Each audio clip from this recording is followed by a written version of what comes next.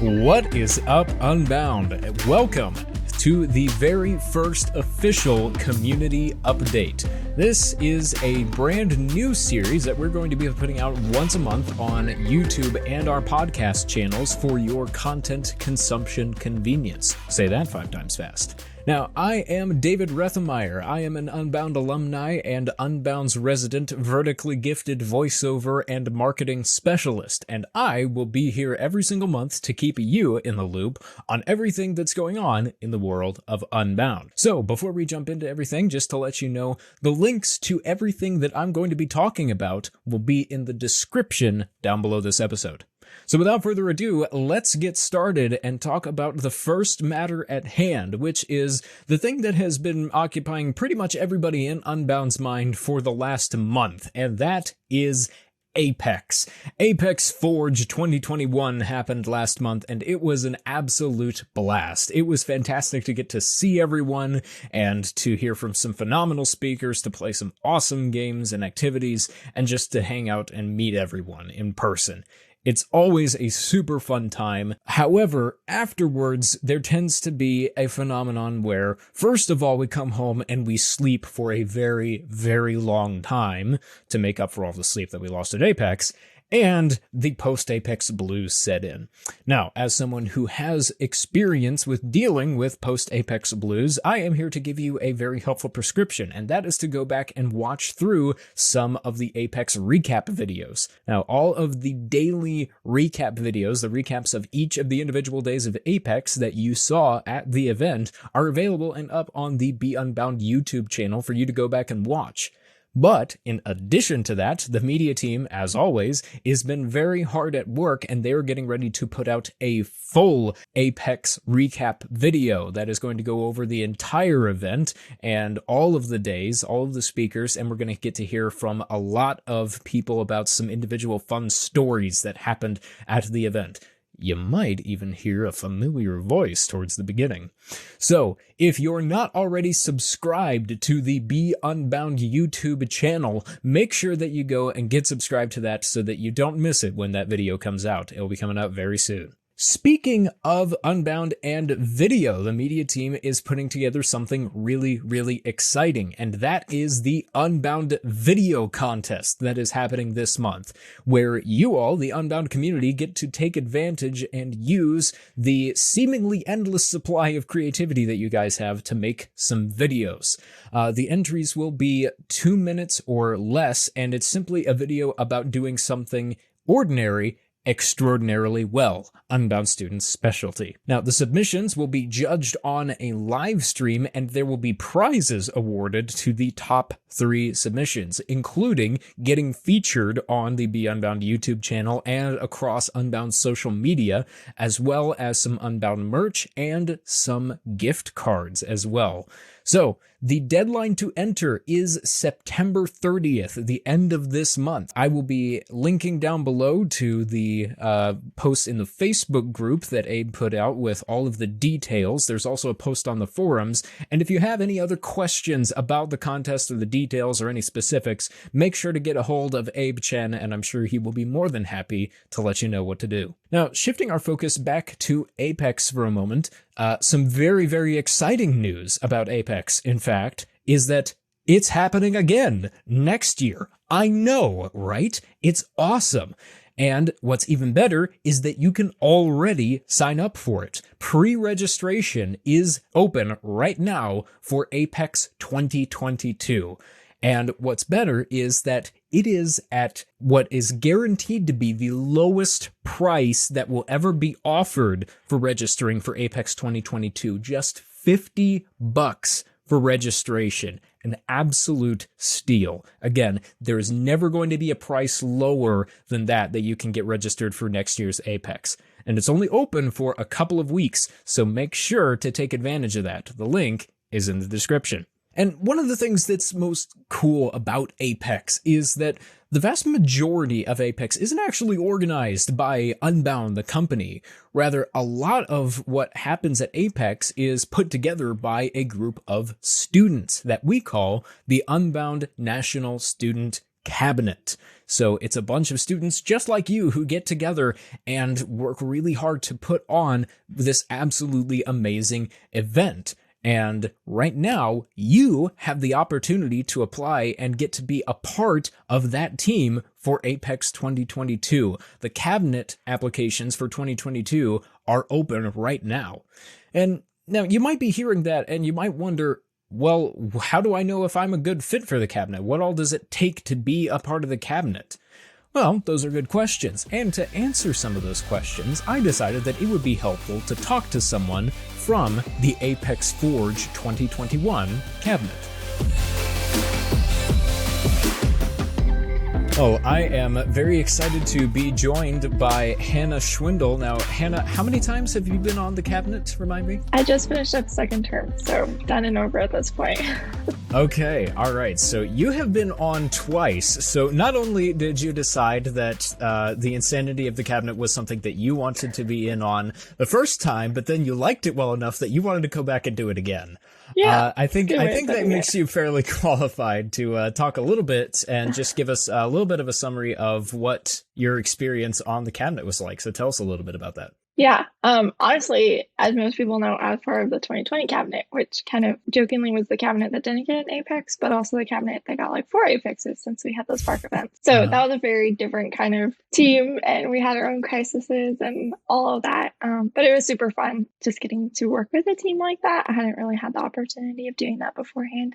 So that was one of the first times working with a team, and there were definitely points where we did not agree on things. We had very different ways of doing things, but it was a really good learning experience. It was definitely something, got a lot of friendships and a lot of skills and experience out of that. And so when the opportunity came up to do it again, I was like, well, I could say no and kind of move on and do other things with life, but also I probably wouldn't come back for a second term if I didn't do it immediately. And so decided to stick around for a second year so I could actually have a true Apex. And yeah, the team this year has also been a lot of fun to work with. A lot more like on the same page in some things, but also there's some differences. I mean, asking about trebuchets or fireworks and you'll get a whole variety of opinions from the past cabinet this year. But yeah, that was also, it built a lot on the experiences I had the first year and the skills that I had learned in the first year, mastering them in the second year. Kind of sad that there's not like a third year of cabinet, but also totally understand it and probably would not have committed to a third year on the cabinet either. But definitely thankful for the teams that I got to work with. That sounds like a lot of fun. And it sounds like,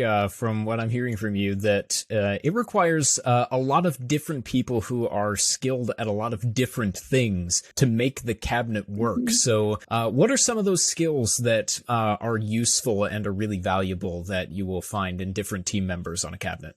Yeah, I know that was something when I first walked into it the first year. I was like, I don't know what skills I can offer at all.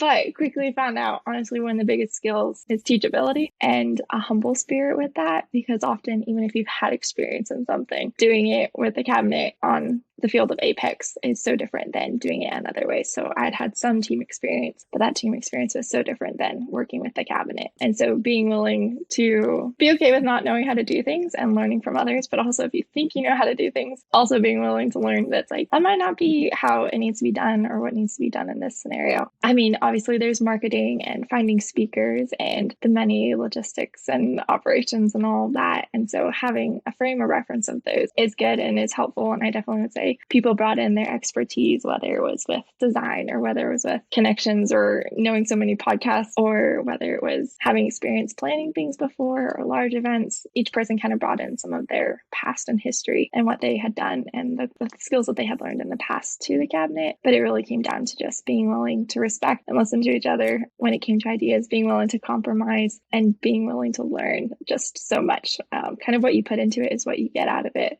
In my opinion, at least that's how I view my time. My bias time on the cabinet was very much what you put into it is what you get out, and come in with a humble and willingness to learn. There's a lot to learn.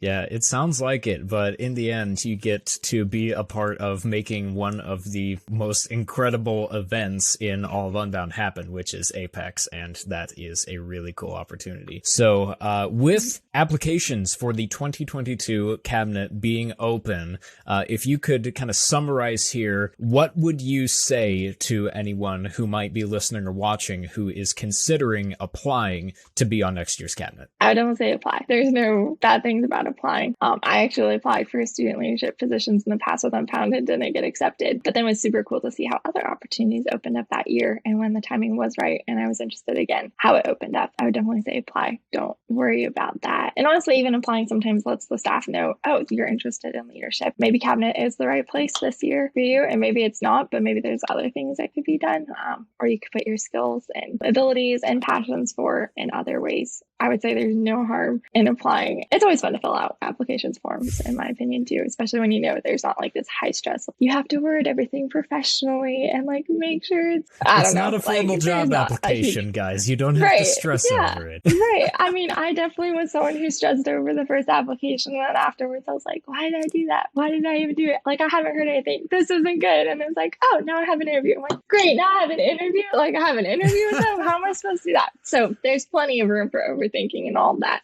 But I would say, at least when it comes to actually applying, don't overthink it. If it's something you're interested in for whatever reason, at least try it out. And who knows, maybe you'll get accepted for that or a different position, or at least be able to get some of the nerves out of the first way of like, okay, well, I've had an application before. So now when it comes to like a real thing or whatever, less pressure, I guess. Awesome. You heard her. If this sounds at all interesting to you, then just go ahead and fill out an application. Who knows? You might end up getting to be on the cabinet twice for all you know. Hannah, thank you very much for stopping by and talking with me. And thank you for working so hard on this last year's Apex. Thanks for everyone who came and got to participate and enjoy. Absolutely.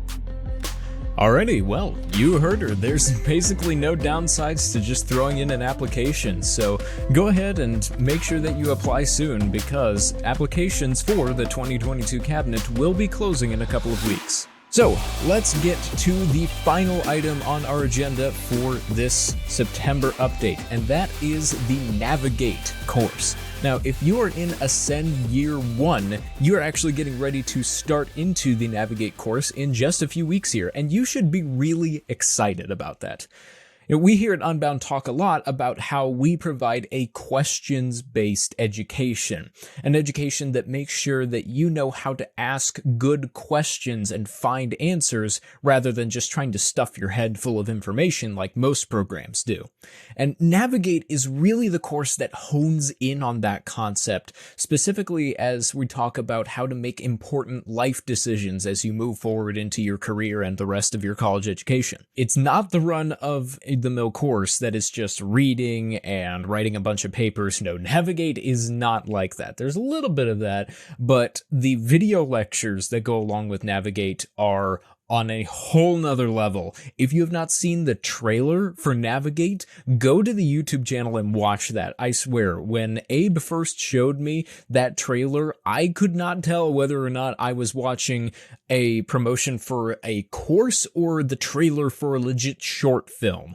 Like, it is super, super good, and all of the lectures are going to be on that level. So go check out the trailer if you haven't already to see a sneak peek of that. So the video lectures are awesome, and during the course, there's going to be live Q&A sessions throughout where you get to ask Jonathan Brush, who teaches the course, questions about some of the content that you're learning and how it might apply to your situation specifically, which is super valuable. Navigate is an awesome course, and if you're looking forward to taking it, that's really awesome. And you should know that Navigate isn't just a course for Ascend students. It's open for anyone to enroll in right now. And specifically, it's great for any student who is getting ready to graduate high school or has graduated and is looking at their options for college, or just any young adult who's wanting to have a better framework for making wise decisions moving forward. It's really something that's incredibly valuable. But you don't have to take my word for it. Here are a few quotes from real Navigate students. "The emphasis on critical thinking and taking responsibility have undoubtedly changed my life. I have been able to see how my skills and personality have been built through the situations God has placed me in." And finally, "If everyone in the world took Navigate and got counseling, we could solve all the world's problems." Ha! I'm not so sure about that last one, but hey, if that's not a shining endorsement of the course, I don't know what is. Enrollment for Navigate is going to close on September 19th, so if you know of anyone who you think would benefit from taking Navigate, make sure that you tell them about it soon so that they can get enrolled as quick as possible. And I'm going to let you guys in on a little secret here, okay? Tuesday, September 7th. There is going to be a flash sale of Navigate, 1-day sale where it's going to be pretty heavily discounted. So, like I said, if you know anybody who is going to be interested in taking Navigate, Tuesday, September 7th, best day to take advantage of it. But regardless of whether or not you get it on that day, enrollment ends September 19th. Go to beunbound.us/navigate to learn more. So that is going to wrap up this community update for September. Thank you guys so much for sticking around and watching or listening through, and I will be back next month for an update for the month of October. Until then, as always, be unbound.